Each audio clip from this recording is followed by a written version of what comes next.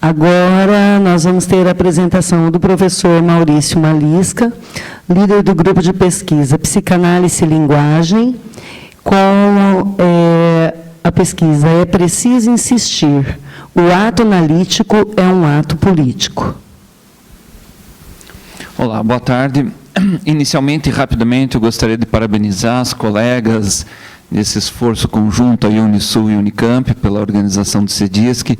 A gente sabe o quanto é difícil organizar um evento, ainda mais nessas épocas de poucos recursos, né?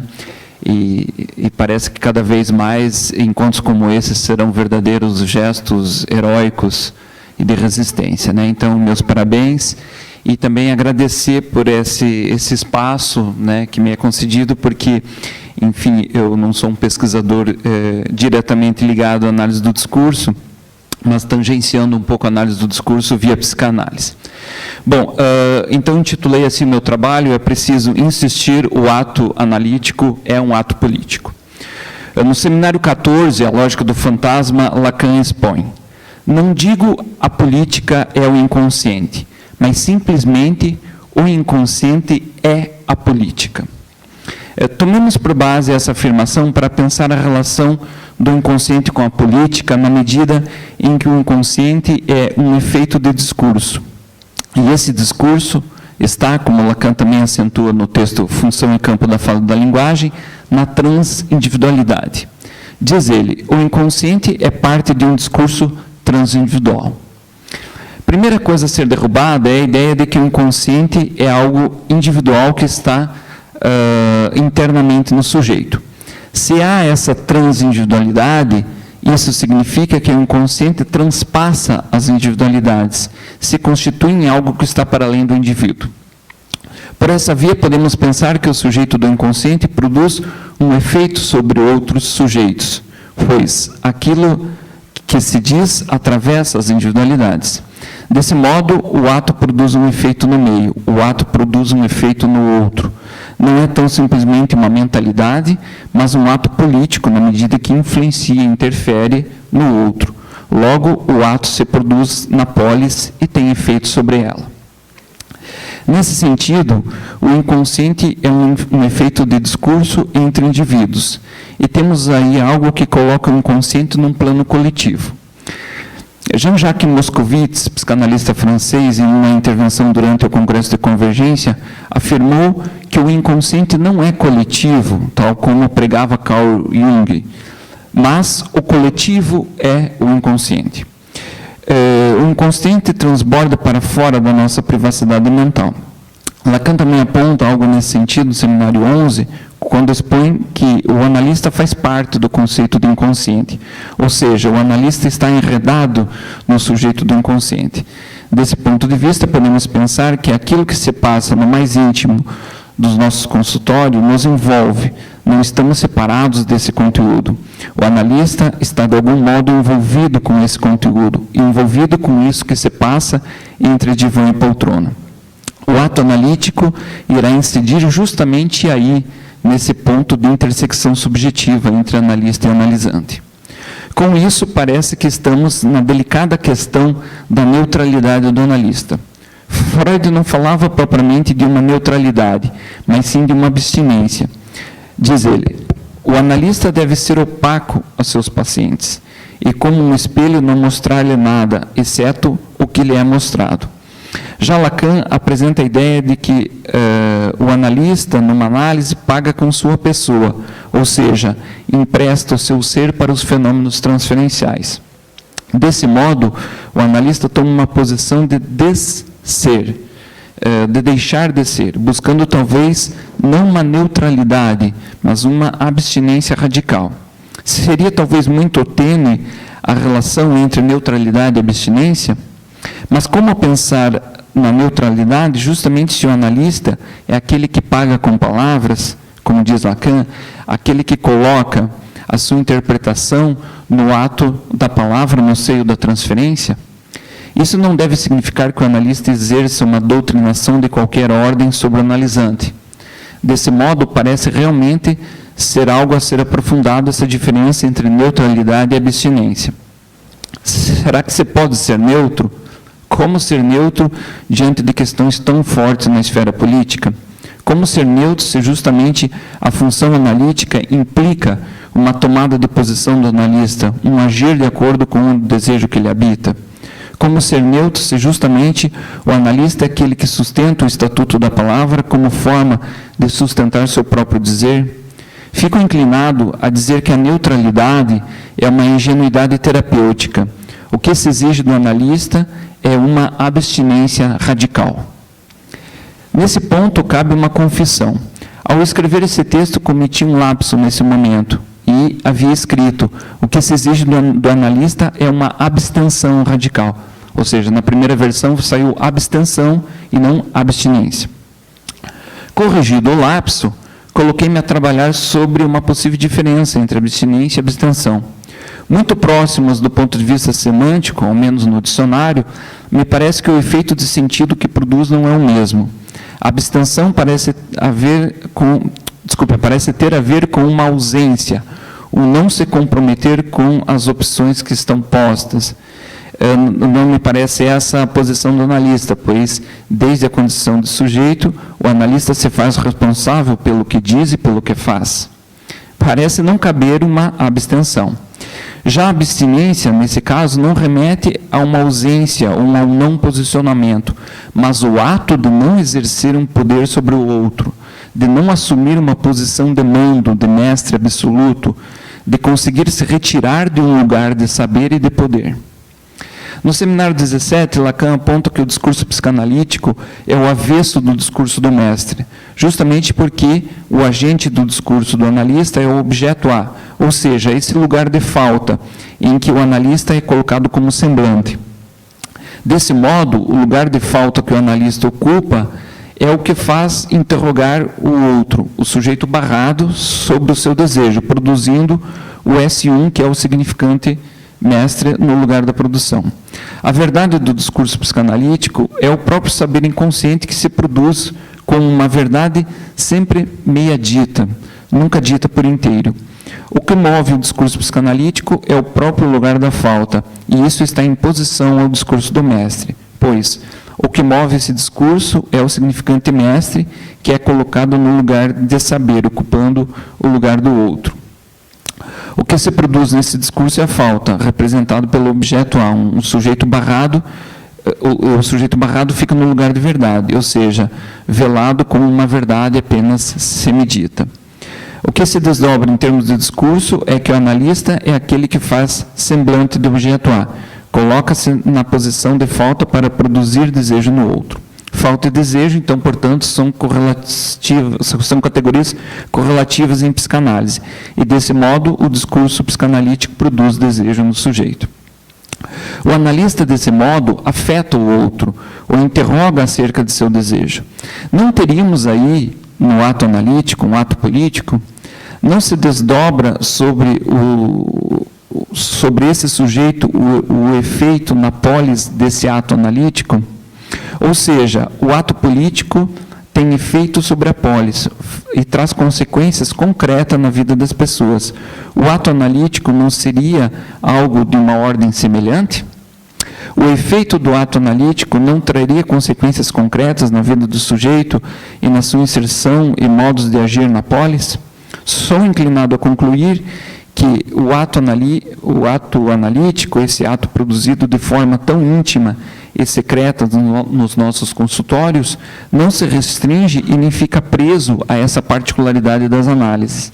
O ato analítico transborda e vai para fora do sujeito, na medida em que produz efeitos sobre ele. O ato analítico se publiciza, vai em direção ao público.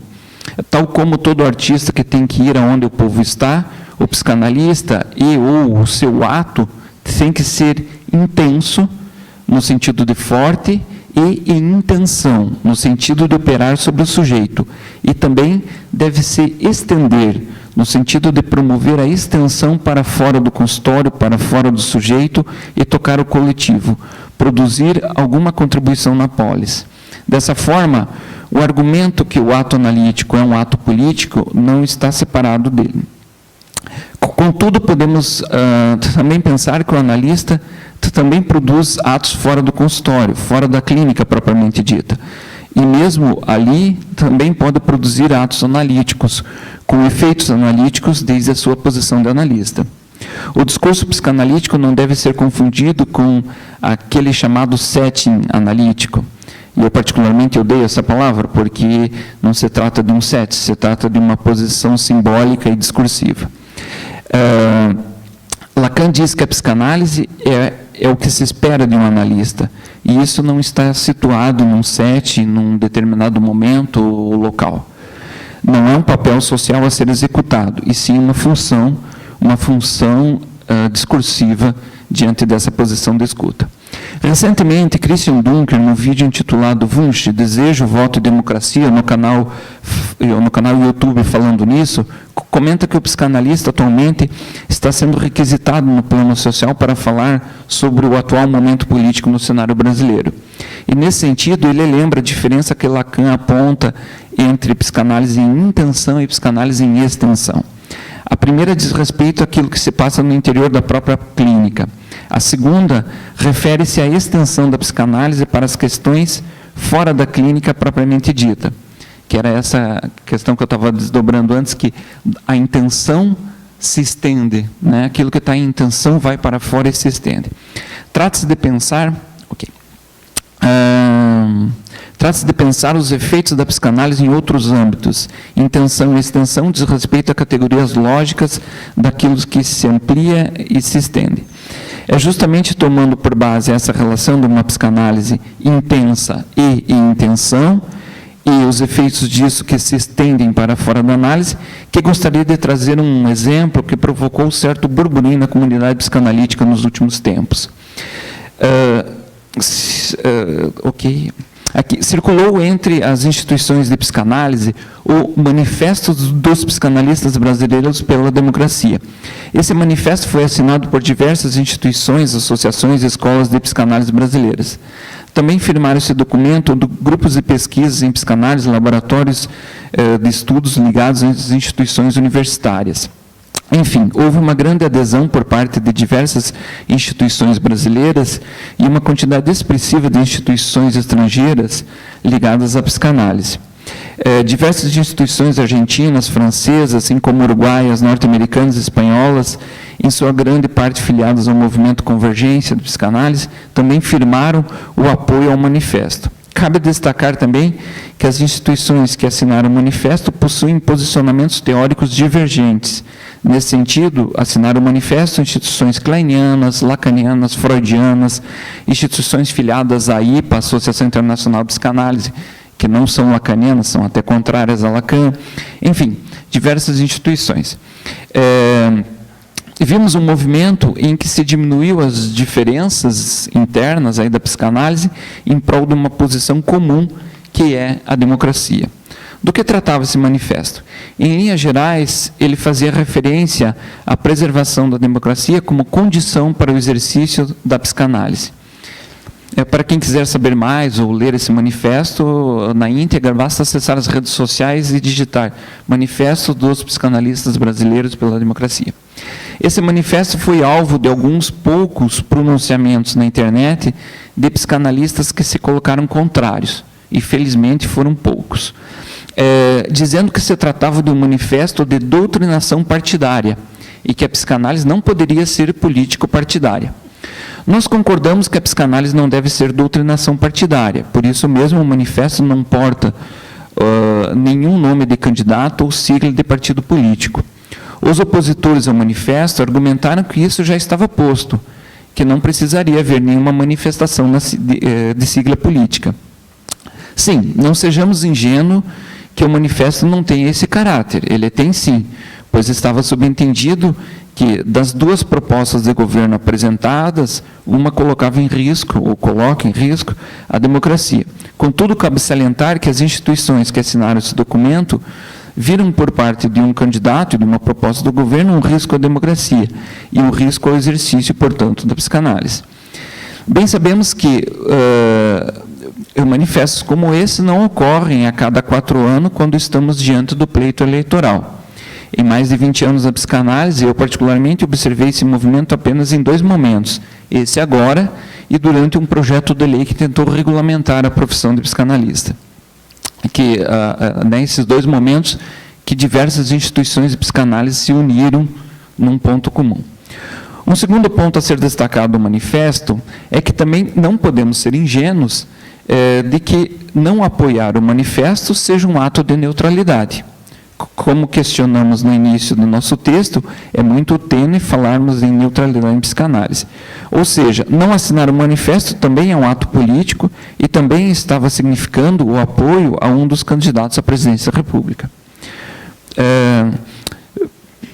Por uma coincidência de fatos, eu particularmente conheço bem os psicanalistas que se declararam contrários ao manifesto. São colegas de minhas relações e posso afirmar que esses colegas nunca demonstraram neutralidade partidária. Pois sempre tiveram posicionamentos políticos partidários muito claros. Então, não cabe advogar em favor de uma suposta neutralidade quando seus percursos não apontam para isso. O manifesto convoca os psicanalistas a darem sua palavra sobre o atual momento sociopolítico. O manifesto convoca a nos posicionarmos como cidadãos e como psicanalistas, na medida em que se advoga em favor da democracia, da liberdade e da livre associação. Roberto Harari, na revista Cliname, intitulado O Psicanalista da Cidade, apresenta o texto: o psicanalista pode não ser imundo? Nesse texto, ele trabalha a duplicidade homofônica da palavra imundo, em que o psicanalista está no mundo, na polis, e reage a esta, e também se suja nesse mundo, ou seja, ele está na imundície.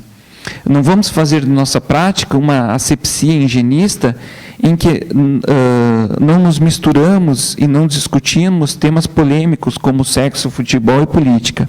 Freud já argumentava que na análise se trata de sexo e morte, ou seja, de temas imundos. Nesse mesmo texto, Harari aponta que a psicanálise só é possível numa democracia.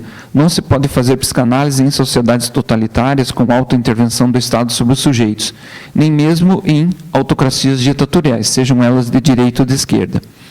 E esse manifesto advogava em favor da democracia. Essa posição política tem precedentes na história da psicanálise. Freud se posicionou frente ao movimento nazista durante a Segunda Guerra Mundial e fez desde uma posição de psicanalista, não apenas como judeu que era, mas como psicanalista. Na troca de cartas com Einstein sobre a guerra, demonstra claramente a sua posição sobre o inevitável da guerra, no sentido que é próprio do humano a crueldade e o extermínio de tudo aquilo que não é o eu. Lacan, de igual modo, também se posicionou politicamente sobre os acontecimentos de maio de 68. O Seminário 17 é um efeito disso, é uma construção teórica a partir do quanto esse movimento político afetou o lugar da psicanálise. Recentemente, René Lévy, psicanalista francês, publicou um livro chamado O Impacto de Maio de 68 sobre a psicanálise. Esse texto ele mostra o quanto o Maio de 68 produziu efeitos na psicanálise lacaniana, especialmente na teoria dos 4 discursos. Desse modo, me parece que as questões políticas incidem sobre a psicanálise e produzem efeitos sobre ela. Da mesma forma, a psicanálise também produz efeitos sobre a política.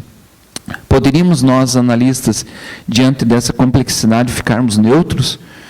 Poderíamos nos isentar de tomar a palavra e de defender os pressupostos democráticos fundamentais para o exercício da nossa prática psicanalítica? É necessário insistir. O ato analítico é um ato político. Obrigado.